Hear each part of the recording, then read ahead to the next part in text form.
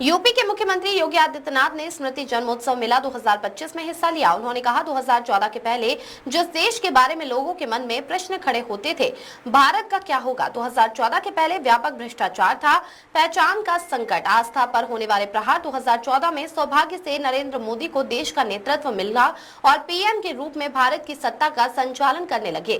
देखते ही देखते भारत की तकदीर और तस्वीर बदल गई। आज आप देखते होंगे भारत के बारे में अब कोई प्रश्न खड़ा नहीं करता। भारत आज दुनिया की चौथी अर्थव्यवस्था बन गया है और अगले कुछ महीनों के अंदर भारत दुनिया की तीसरी बड़ी अर्थव्यवस्था बनने जा रहा है। लगातार 2014 के पहले जिस देश के बारे में लोगों के मन में प्रश्न खड़े होते थे, क्या होगा भारत का, दुनिया की दूसरी सबसे बड़ी आबादी का देश कहां जा रहा है, व्यापक भ्रष्टाचार 2014 के पहले, पहचान का संकट, आम जन को शासन की सुविधाओं से वंचित करने का कुत्सित प्रयास, आस्था पर होने वाले प्रहार, लगातार भ्रष्टाचार और बेईमानी के नित नए कीर्तिमान स्थापित हो रहे थे। 2014 में सौभाग्य से भारत माता के एक सपूत को देश का नेतृत्व मिला और नरेंद्र मोदी जी के नाम पर जब वह भारत माता का सपूत भारत के प्रधानमंत्री के रूप में भारत की सत्ता का संचालन करने लग गया, देखते ही देखते भारत की तकदीर भी और भारत की तस्वीर भी बदलती हुई नजर आई है। आज आप देखते होंगे भारत के बारे में अब कोई प्रश्न खड़ा नहीं करता है। भारत के सामने पहचान का संकट नहीं है। भारत आज दुनिया की चौथी बड़ी अर्थव्यवस्था बन गया है और अगले कुछ महीनों के अंदर भारत दुनिया की तीसरी बड़ी अर्थव्यवस्था बनने जा रहा है। यानी भारत से बड़ा इसके बाद केवल दो देश रहेंगे अर्थव्यवस्था में, एक अमेरिका, दूसरा चीन। बाकी सब पिछड़ते जा रहे हैं, भारत से पीछे होते जा रहे हैं।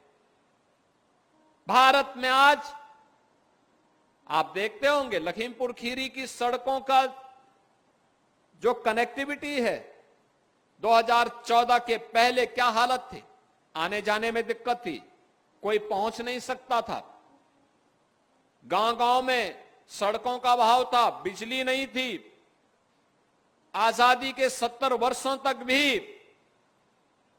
लाखों गांव और मजरे ऐसे थे जहां तक बिजली नहीं पहुंची थी। करोड़ों गांव घर ऐसे थे जिनके पास,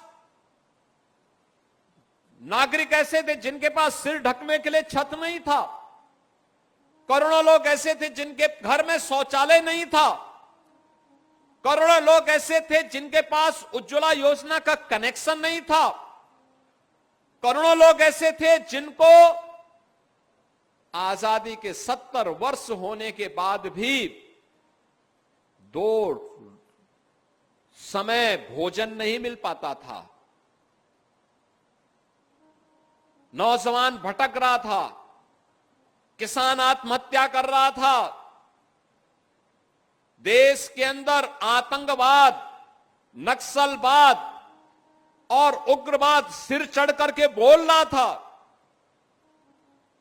विदेशी घुसपैठ लगातार हो रही थी। भारत की सीमाओं पे भारत के दुश्मन लगातार भारत को चुनौती देते थे।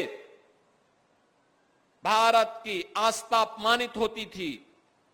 सत्ता में आने का उद्देश्य ही हो गया था भारत की एकता और अखंडता को चुनौती देना, भारत को अपमानित करना।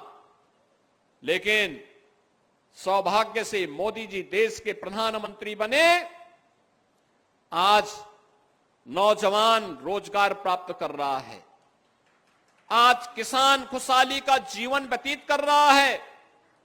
लागत का 1.5 गुना दाम एमएसपी के रूप में उसको क्रय केंद्रों में प्राप्त हो रहा है। आज श्रमिकों के सम्मान की रक्षा हो रही है। नए उद्योग लग रहे हैं। विकास के नित नए प्रतिमान स्थापित हो रहे हैं। अच्छी सड़कें, सिंगल लेन, डबल लेन, 4 लेन, 6 लेन, 12 लेन की मेट्रो के नए नए पब्लिक ट्रांसपोर्ट सिस्टम की नई नई सुविधाएं विकसित हो रही हैं।